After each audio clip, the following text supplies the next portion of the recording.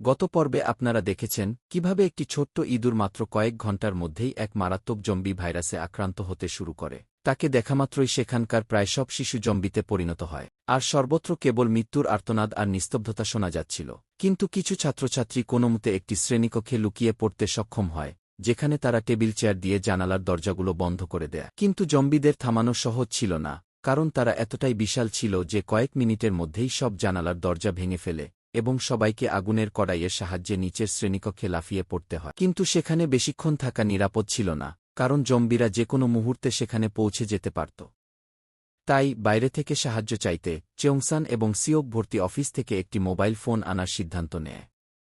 তারা জানালা দিয়ে বেরিয়ে আসে এবং দেয়ালের মধ্য দিয়ে অফিস কক্ষে পৌঁছায়। কিন্তু ভেতরে ঢোকামাত্রই তারা দেখতে পায় যে ঘরটি জম্বিতে ভর্তি।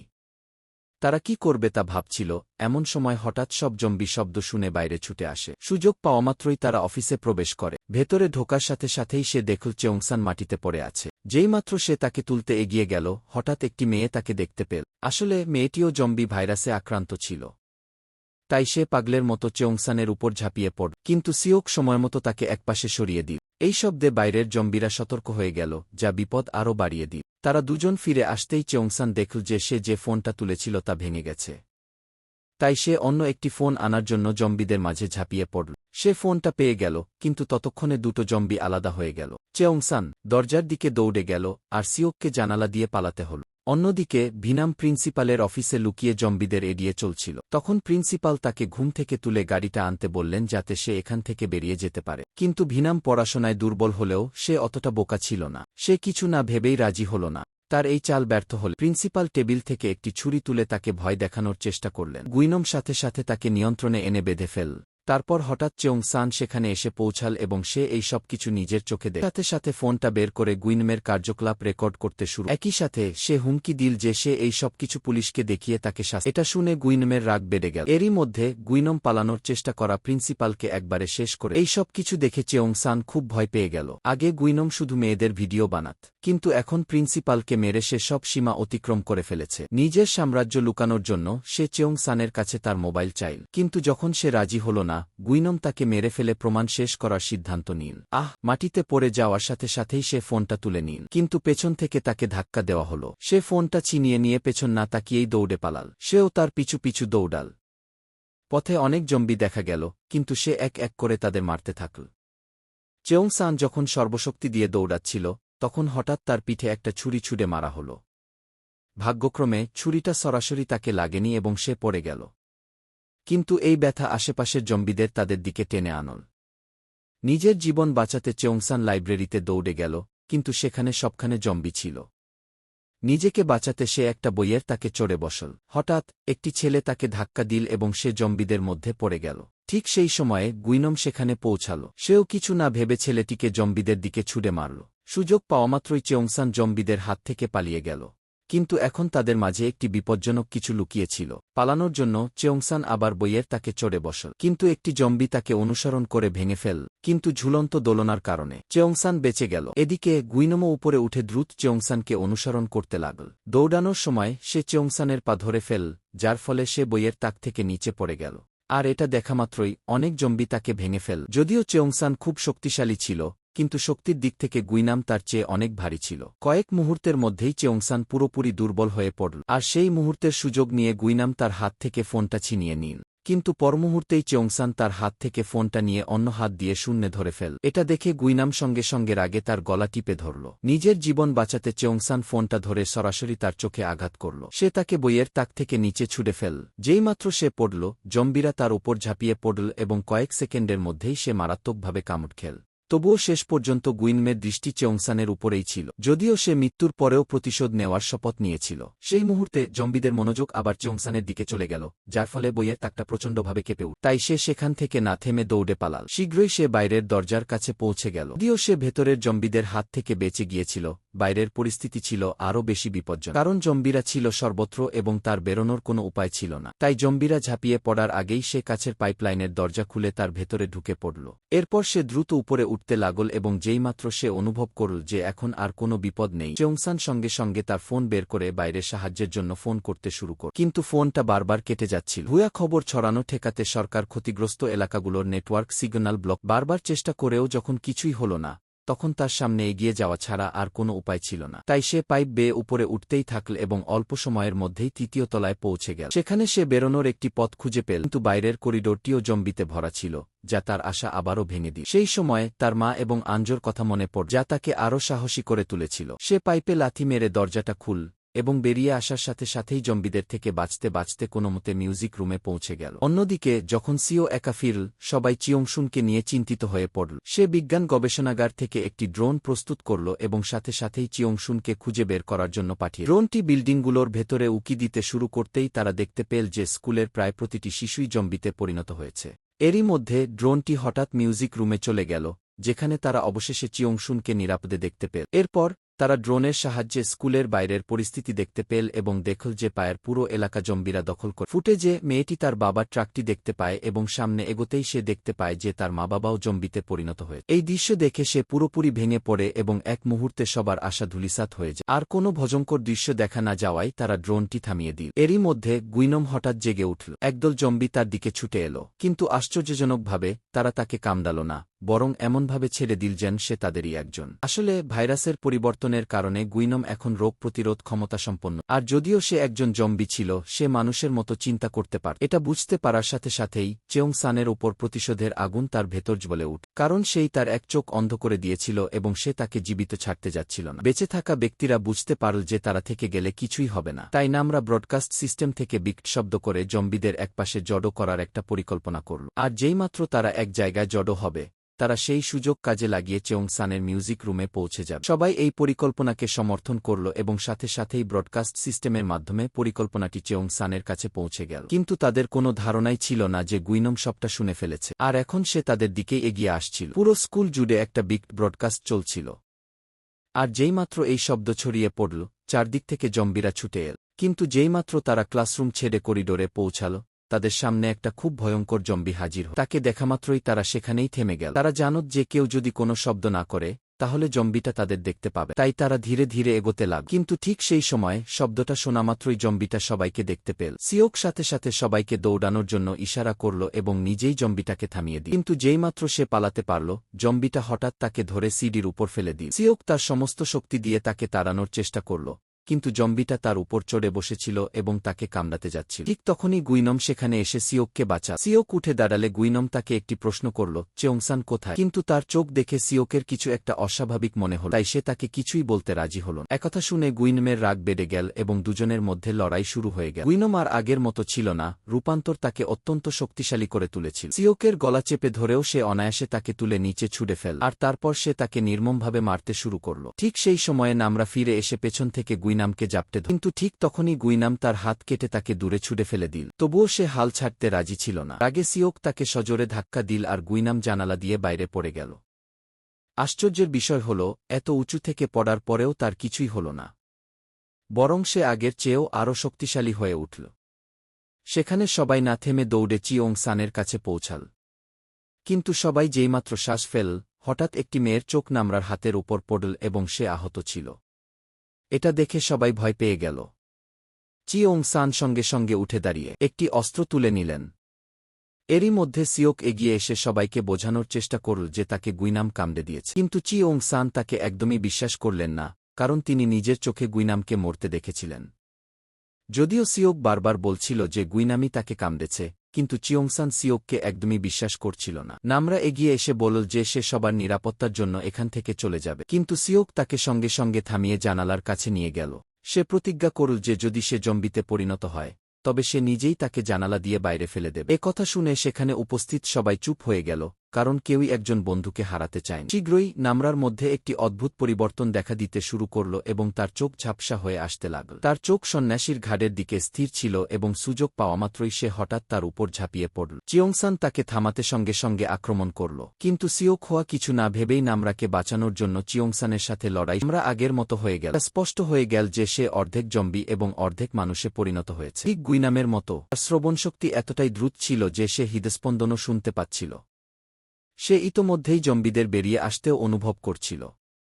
এতে সবাই বুঝতে পারল যে তাদের আর দেরি করা উচিত নয়। অঞ্জু একটা পরিকল্পনা করল এবং তারা সবাই মিলে টেবিল চেয়ার দিয়ে একটা দেয়াল তৈরি করে ঘরটাকে দুটো ভাগে ভাগ করে। প্রস্তুতি শেষ হতেই দলটি ধীরে ধীরে দরজাটা খুলল। দরজা খোলার সাথে সাথেই জম্বিরা ভেতরে ঢুকে পড়ে। সেই সময়ে জুনিয়ং গানটা চালিয়ে দিল এবং সেই শব্দ শোনা মাত্রই করিডোরের সব জম্বি তার দিকে ছুটে এতটাই বেশি ছিল যে টেবিল চেয়ারের দেয়ালটা যে কোনো মুহূর্তে ভেঙে পড়তে পারত।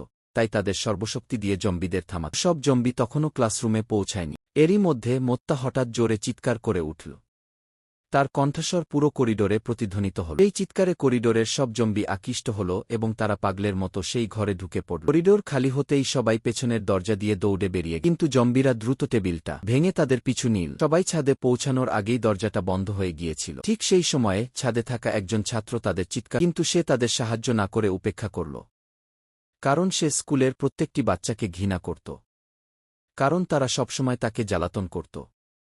আর এখন সে চাইত না যে কেউ বেঁচে থাকুক।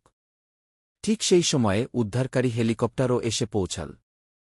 অন্যদিকে জম্বিরা তাদের প্রায় ধরেই ফেলেছিল এবং পালানোর কোনো উপায় ছিল না, তাই সবাই লড়াই করার সিদ্ধান্ত নিল।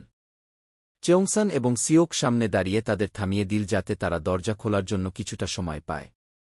কিন্তু জম্বিদের সংখ্যা এত বেশি ছিল যে তাদের থামানো সহজ ছিল না। তখন নামরার মাথায় একটা বুদ্ধি এল এবং সে সাথে সাথে একটি জলরোধী আচ্ছাদন দিয়ে জম্বিদের ঢেকে দিল, যা জম্বিদের আক্রমণ করা থেকে বিরত রাখল। তারপর হঠাৎ গুই নামের একটি জম্বি বেরিয়ে এল। তাকে জীবিত দেখে সবাই ভয়ে শিউরে উঠল। চেয়ংসান সাথে সাথে তার মুখে একটি লোহার রড ছুঁড়ে মারল, কিন্তু তাতে তার কিছুই হল না। যেইমাত্র সে আবার আক্রমণ শুরু করল, তারপর হঠাৎ গুই নাম কোলে একটা জম্বি নিয়ে ঘটনাস্থলে এসে হাজির হল। তাকে জীবিত দেখে সবাই ভয়ে প্রায় মরে যাচ্ছিল। চেয়ংসান সাথে সাথে তার মুখে একটা লোহার রড ছুঁড়ে মারল, কিন্তু তাতে তার কিছুই হল না। যেইমাত্র সে আবার আক্রমণ করল, গুই নাম সাথে সাথে রডটা ধরে চেয়ংসানকে নিজের দিকে টেনে নিয়ে প্রতিশোধ নেওয়ার ইচ্ছায় সে চেয়ংসানের চোখ উপড়ে কোনো জীবিত ব্যক্তি আছে কিনা, কিন্তু সে নিজেকে একমাত্র জীবিত ব্যক্তি বলে পরিচয় দিল। আগুনের কারণে ফায়ার সিস্টেম সক্রিয় হয়ে ওঠে এবং সমস্ত দরজা আপনা আপনি খুলে যায়। দরজা খোলার সাথে সাথে তারা সবাই বাইরে দৌড়ে গেল, কিন্তু ততক্ষণে হেলিকপ্টারটি চলে গেছে। তবুও সবাই সর্বশক্তি দিয়ে চিৎকার করছিল, কিন্তু তাদের আওয়াজ কারো কাছে পৌঁছাল না। জোরে ধাক্কার শব্দ শোনা গেল এবং সবাই ভয় পেয়ে চুপ করে গেল। আসলে গুইনাম তাদের অনুসরণ করে আবার সেখানে পৌঁছেছিল, কিন্তু দরজাটা বাইরে থেকে তালা দেওয়া থাকায় সে ভেতরে আসতে পারল না। ফলে তারা আবার রক্ষা পেল। বিপদ কাটিয়ে তারা ছাদে বট বট করে SOS সোজ চিহ্ন আঁকল, কিন্তু অবশেষে নামরা লাইটার বের করে কাজটা সহজ করে দিল। রাতে নায়ন, যে চিয়াংসানের বন্ধু জুংশুকে ইচ্ছাকৃতভাবে জম্বি বানিয়েছিল, সত্যিটা প্রকাশ হয়ে যাওয়ার পর গুদামঘরে লুকিয়েছিল। তার মনে হচ্ছিল সে একটা বড় ভুল করে ফেলেছে এবং এখন সে ভাবছিল যে তাদের জন্য খাবার নিয়ে যাওয়ার মাধ্যমে, তাই সে একটা ব্যাগে করে বাইরে যেতে শুরু করল। কিন্তু তখনই হঠাৎ গুইনাম সেখানে চলে এল। আর তারপর সেটাই ঘটল যার জন্য সবাই অপেক্ষা করছিল। সে পাইপের সাহায্যে উপরে উঠে এল।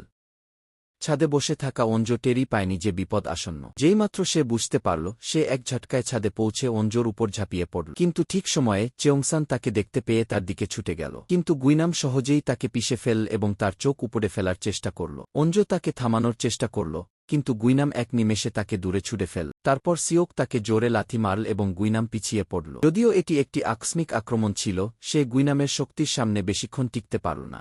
কিন্তু তারা সবাই চেয়ংসানের বন্ধু ছিল, তাই তারা তাকে ছেড়ে না গিয়ে সবাই গুইনামের উপর ঝাঁপিয়ে পড়ল। তারা তাদের সমস্ত শক্তি দিয়ে তাকে থামানোর চেষ্টা করল, কিন্তু একমাত্র গুইনামই তাদের নিয়ন্ত্রণ করতে সক্ষম ছিল এবং একে একে তারা সবাই পিছিয়ে গেল। পরিস্থিতি আরও খারাপ হতে দেখে নামরা আবার পাল্টা আক্রমণ করল এবং দুজনের মধ্যে এক ভয়ঙ্কর লড়াই শুরু হল। তারা দুজনেই শক্তিশালী ছিল, কিন্তু গুইনামের লড়াইয়ের দক্ষতা ক্রমশ বেড়ে যাচ্ছিল। তখন সিওক সাহায্য করতে এগিয়ে এল, কিন্তু গুইনাম তাকে ধরে ছাদের কিনারায় ঝুলিয়ে দিল। সেই মুহূর্তের সুযোগ নিয়ে নামরা তার সর্বশক্তি দিয়ে গুইনামকে নিচে ছুড়ে ফেল। সবাই ভেবেছিল বিপদ কেটে গেছে, কিন্তু উঁচু থেকে পড়ার পরেও গুইনাম আবার উঠে দাঁড়াল। একজন শত্রুকে হত্যা করা প্রায় অসম্ভব ছিল। যদিও তারা জম্বিদের থেকে নিরাপদ ছিল, খাবার ছাড়া বেঁচে থাকা কঠিন ছিল। যখন কেউ বুঝতে পারছিল না কি করবে, তখন মুষলধারে বৃষ্টি শুরু হল। বৃষ্টি থেকে চেয়ংশুনের মাথায় একটা বুদ্ধি এল।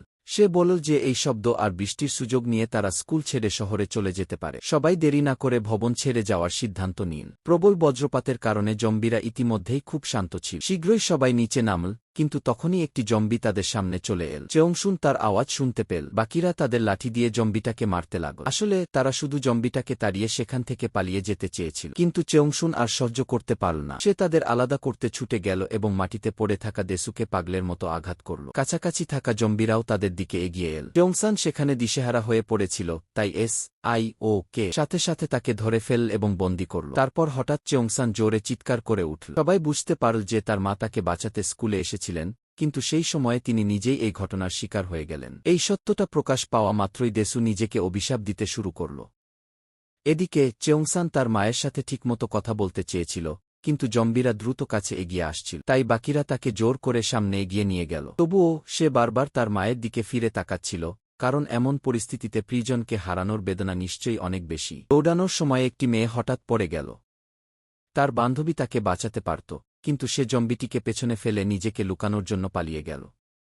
যখন মেয়েটি ভাবছিল সে আর বাঁচবে না, ঠিক তখনই একটি ছেলে ফিরে এসে তাকে বাঁচিয়ে। জম্বিগুলো যেইমাত্র আবার আক্রমণ করতে যাচ্ছিল, একটি তীর সরাসরি তাদের মাথায় বিঁধে গেল। আসলে ছেলেটির বোনই দূর থেকে জম্বিটিকে মেরেছিল। স্থিতি খারাপ হতে শুরু করলে সবাই সেখান থেকে সরে যাওয়ার সিদ্ধান্ত নিল। পড়ে থাকা মেয়েটি একদল জম্বির দ্বারা পরিবেষ্টিত এবং অবশেষে সে যন্ত্রণাদায়ক মৃত্যু বরণ করল। অন্যদিকে বাকি লোকেরা স্টেডিয়ামের দিকে ছুটে ভেতরে ঢোকার সাথে সাথেই তারা ভাবল যে তারা নিরাপদ, কিন্তু পরের মুহূর্তেই শিকারদের মুখগুলো বদলে গেল। স্টেডিয়ামটি আসলে জম্বিতে ভরা ছিল। সবাই পরের সরঞ্জাম কক্ষে ছুটে গেল। এই বিশৃঙ্খলার মধ্যে হুইল চেয়ারে থাকা আহত মোটা ছেলেটিকে নিয়ে যাওয়া কঠিন ছিল, তাই সে একটি বড় সিদ্ধান্ত নিল। সে হুইল চেয়ার থেকে লাফিয়ে নেমে জম্বিগুলোকে থামিয়ে দিল। আর তার এই আত্মত্যাগের কারণে বাকি লোকেরা নিরাপদে ভেতরে প্রবেশ করতে পারল। পরদিন নাগাদ সে বুঝতে পেরেছিল যে এখানে বেশিক্ষণ থাকা নিরাপদ নয়, তাই সে ভেতরে একটি লোহার কাঠামো বেঁধে একটি ছাউনি তৈরি করল আর কয়েকটি সেফটি জ্যাকেট পরে নিল। সবাই প্রস্তুত হলে সে দরজা খুলে সঙ্গে সঙ্গে বেরিয়ে গেল। এরপর তারা কাঠামোটিকে ব্যারিকেডের মতো গোল করে শক্ত করে আটকে দিল,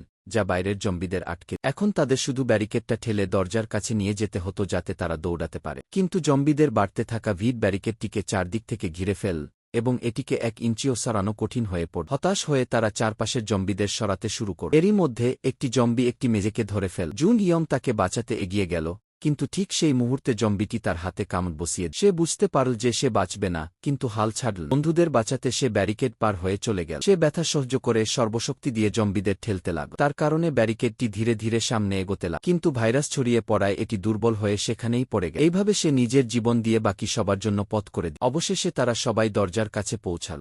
সিওক সঙ্গে সঙ্গে বেরোনোর পথের দিকে দৌড়াল, কিন্তু দরজাটা বাইরে থেকে বন্ধ ছিল। সেখানে জম্বিরা অনবরত ব্যারিকেড ভাঙার চেষ্টা করছিল এবং প্রতি মুহূর্তে বিপদ বাড়ছিল। এরই মধ্যে লোহার ব্যারিকেডটাও ভাঙতে শুরু করল, কিন্তু নামরা সময়মতো তার সমস্ত শক্তি দিয়ে তাকে ধরে টেনে পেছনে নিয়ে এল। অঞ্জু দরজায় ক্রমাগত ধাক্কা দিতে থাকল, কিন্তু দরজাটা কোনোভাবেই খুলছিল না। যেইমাত্র সে আবার দরজাটা ধাক্কা দিতে যাচ্ছিল, হঠাৎ দরজাটা খুলে গেল। স্যাম তার বাবাকে সামনে দাঁড়িয়ে থাকতে দেখে হতবাক হয়ে গেল। বাকি সবাই দৌড়ে বেরিয়ে নিজেদের বাঁচাল এবং জম্বিদের ভেতরে আটকে রাখল, কিন্তু তাদের হাতে বেশি সময় ছিল না, কারণ শহরে পৌঁছানোর জন্য তাদের রাস্তা পার হতে হতো। কিন্তু তারা অন্য কিছু ভাবার আগেই হঠাৎ চারদিক থেকে জম্বিরা তাদের দিকে ছুটে এল। সবাই দ্রুত নিজেদের গতি দেখিয়ে কোনোমতে দৌড়ে টেনিস কোর্টে গিয়ে লুকা, কিন্তু তাদের বিপদ এখানেই শেষ হয়নি, কারণ দ্বিতীয় বেরোনোর পথে জম্বিদের একটি বিশাল। এখন তারা পুরোপুরি আটকা পড়েছিল। শীঘ্রই গেটটা ভেঙে গেল এবং জম্বিরা ভেতরে ঢুকতে শুরু করল। জম্বিদের বাড়তে থাকা ভিড় দেখে অঞ্জোর বাবা একটি সংকেত ফ্লেয়ার জ্বালিয়ে তাদের মনোযোগ অন্যদিকে সরিয়ে দেয়। এই সুযোগে বাকি লোকেরা চলে গেল, কিন্তু অঞ্জোর বাবা নিজেকে ভেতরে আটকে রাখল। তাদের কামড়ানো হয়েছিল, কিন্তু তবুও তারা তাদের মেয়েকে বাঁচানোর জন্য যথেষ্ট সাহসী। জম্বিরা তাদের দিকে এগিয়ে আসছিল, কিন্তু অঞ্জু যেতে রাজি। অবশেষে সিওককে তাকে জোর করে টেনে নিয়ে যেতে হল। শীঘ্রই সবাই নিজেদের জীবন বাঁচাতে একটি বিল্ডিংয়ে ঢুকে পড়ল, কিন্তু নামরা হঠাৎ থেমে গেল। সে সামনে এক বড় বিপদ বুঝতে পারল। পুরো বিল্ডিংটা জম্বিতে ভরা ছিল। তাদের খুঁজে পাওয়া মাত্রই তারা উপরের দিকে দৌড় দিল এবং জম্বিরা তাদের অনুসরণ করল। যখন তারা চূড়ায় পৌঁছাল, তারা বুঝতে পারল যে লুকানোর কোনো জায়গা নেই। নামরা একটি ছোট জায়গা খুঁজে পেয়ে তারা সবাই বারান্দায় গিয়ে লুকিয়ে পড়ল এবং পালানোর সুযোগ খুঁজতে লাগল।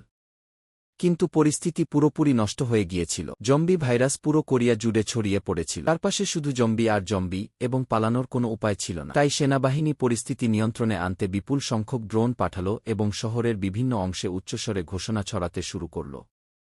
তাদের লক্ষ্য ছিল জম্বিদের এক জায়গায় জড়ো করে বিস্ফোরণ ঘটিয়ে সেখানেই তাদের শেষ করে দেওয়া। কিন্তু দুর্ভাগ্যবশত যে জায়গায় চেওংসানের বন্ধুরা উপস্থিত ছিল সেখানেই একটি বড় বিস্ফোরণ ঘটতে যাচ্ছে। এরই মধ্যে গুইনম, যে তখনও মারা যায়নি, সেও সেখানে পৌঁছে গেল। চেওংসান সাথে সাথে একটি ব্যাট দিয়ে তাকে আক্রমণ করল, কিন্তু সেই আক্রমণ ব্যর্থ হল এবং গুইনাম সহজেই তাকে মাটিতে ফেলে দিল। সিওকো আক্রমণ করার চেষ্টা করেছিল, কিন্তু সেও এই সময় গুইনামের চোখে শুধু প্রতিশোধের আগুন জ্বলছিল। তবুও চেওংসান তাকে আক্রমণ করেই যাচ্ছিল। তখন গুইনাম তার হাত ধরে কেটে দিল। এমনটা করার পরেও সে থামল না এবং নির্দয়ভাবে সে চেওংসানের গলা চেপে ধরল। তারপর হঠাৎ কানে তালা লাগানোর মতো একটি বিকট শব্দ উঠল। আসলে সেনাবাহিনীর ড্রোনগুলো সেখানে পৌঁছে গিয়েছিল। মানুষের মতো দেখতে জম্বিরা এই বিকট শব্দে কষ্ট পেত, যা গুইনামকে পুরোপুরি নিয়ন্ত্রণহীন করে। এই সুযোগ কাজে লাগিয়ে চেওংসান তাকে ধাক্কা দিয়ে ফেলে দিল। যদিও কিছুক্ষণের জন্য সবাই বেঁচে গিয়েছিল, কিন্তু চেওংসান ততক্ষণে কামড় খেয়েছিল এবং সে বুঝতে পারছিল যে সে বেশিক্ষণ টিকতে পারবে। তখন অঞ্জো তার কাছে এল এবং চেওংসান বুঝতে পারল যে এটাই তার মনের কথা বলার সঠিক সময়। সে তার নামের ট্যাগটি খুলে অঞ্জোর হাতে তুলে দিল এবং অবশেষে সে বলল যে সে তাকে কতটা ভালোবাসে। তার কথা শুনে অন্য বন্ধুদের চোখও জলে ভরে গেল এবং সবার অবস্থা কান্নাকার করে জম্বিদের নিজের দিকে টেনে নিল। তাদের দেখামাত্রই অনেক জম্বি তাকে অনুসরণ করল এবং সে তাদের একেবারে উপরের তলায় নিয়ে গেল। জম্বিরা উপরে উঠতেই বাকি লোকেরা দ্রুত বিল্ডিং থেকে দৌড়ে বেরিয়ে গেল। এদিকে চেওংসান সব জম্বিকে একেবারে উপরের তলায় নিয়ে এল। সে এক মুহূর্ত দেরি না করে খোলা লিফটের শ্যাফটে ঝাঁপিয়ে পড়ল এবং জম্বিরাও তার পিছনে ঝাঁপ দিল। আর একে একে সবাই নিচে পড়তে লাগল। চেওংসানের কারণে বাকি লোকেরা কোনোমতে পাহাড়ি এলাকায় পৌঁছাতে সক্ষম হল। কিন্তু এখন চেওংসানের নিজের শরীরেই সংক্রমণের লক্ষণ দেখা দিতে শুরু করল। ঠিক তখনই গুইনম সেখানে পৌঁছাল। কিন্তু এবার চেওংসান পালানোর পরিবর্তে লড়াই করার সিদ্ধান্ত নিল। সে সঙ্গে সঙ্গে মাটি তুলে গুইনমের চোখে ছুঁড়ে মারল।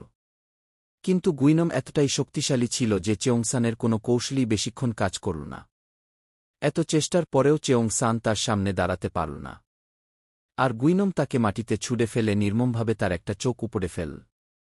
তার চিৎকারে পুরো বিল্ডিং কেঁপে উঠল। আর গুইনম অবশেষে তার প্রতিশোধ নিল। কিন্তু সে সেখানেই থামল না, বরং সে নির্মমভাবে চেওংসানকে মারতে থাকল। এরই মধ্যে সেনাবাহিনী জম্বিতে ভরা এলাকাটিতে বোমা হামলার কয়েক মুহূর্তের মধ্যেই ক্ষেপণাস্ত্রগুলো স্কুলের মাঠে আঘাত হান। পুরো এলাকাটি একটি প্রচণ্ড বিস্ফোরণে কেঁপে উঠল। এই প্রচণ্ড বিস্ফোরণের মাঝে চেওংসান বন্দুকটিকে ঢাল হিসেবে ব্যবহার করে লিফটের শ্যাফটে ঝাঁপ দিল। বিস্ফোরণের পর বেঁচে থাকা মানুষগুলো কোনোমতে তাদের পেছনের জঙ্গল থেকে শহরে পৌঁছা, কিন্তু পুরো শহরটা এক অদ্ভুত নীরবতায় ডুবেছিল। ঠিক তখনই নামরা হঠাৎ থেমে গেল। সে অনুভব করল যে বিপদ এখনও শেষ হয়নি। দূর থেকে জম্বিরা আসতে শুরু করল। সবাই ভয় পেয়ে দৌড়াতে শুরু করল। কিন্তু মোতের পায়ে আগে থেকেই আঘাত ছিল, তাই সে দৌড়াতে না পেরে মাটিতে পড়ে গেল। জম্বিরা খুব কাছে চলে এসেছিল, তাই সবাই পালানোর পরিবর্তে অস্ত্র দিয়ে তাদের সাথে লড়াই করার সিদ্ধান্ত নিল। জম্বিদের জেতার কোনো সুযোগই দেওয়া হয়নি। যখন জয় প্রায় নিশ্চিত, তখন একটি জম্বি মেয়েটিকে আক্রমণ করল। কিন্তু তার ভাই মাঝখানে এসে তাকে বাঁচিয়ে দিল। কিন্তু জম্বিটা ততক্ষণে তার গলা কেটে ফেলেছিল। মেয়েটি কিছু করার আগেই তার ভাইয়ের রূপ বদলাতে শুরু করল এবং সে জম্বির মতো তার বোনকে আক্রমণ করল। তখন নামরা পেছন থেকে তাকে ধরে শান্তভাবে মেরে ফেল। এইসব দেখে মেয়েটি ভীষণভাবে ভেঙে পড়ল। তারপর নামরা আবার বিপদ অনুভব করল এবং সবাইকে আবার পালাতে হল। কিন্তু নামরার ভেতরে ছড়িয়ে পড়া ভাইরাস ক্রমাগত বাড়ছিল এবং মানবদেহের ক্ষুধাও বাড়ছিল। সে চুপচাপ চলে গেল যাতে কারও কোনো ক্ষতি না হয়। কিন্তু সিজোক শীঘ্রই জানতে পারল যে নামরা নিখোঁজ, তাই সে অঞ্জোকে সাথে নিয়ে তাকে খুঁজতে ফিরে এল।